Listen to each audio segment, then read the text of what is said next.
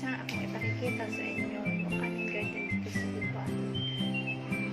Maganda na kayo ng panahon dito, kaya hindi na siya mamat. Let's go, tara guys. Tara!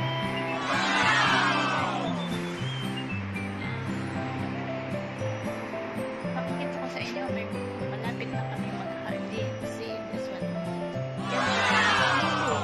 Fresh na fresh po. Maganda po ang see? Kita nyo? This other side. Pwede na po siya harvest para sa tenola.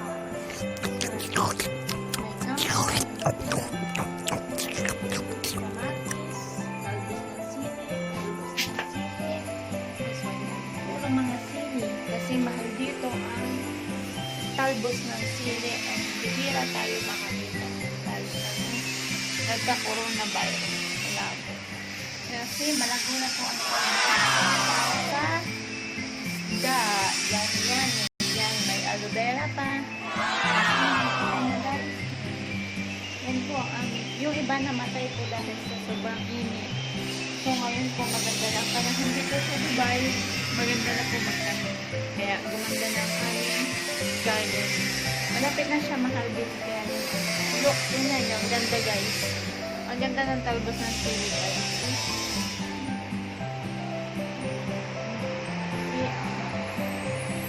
Ganda guys. Press na press. Okay. See you later. Bye guys.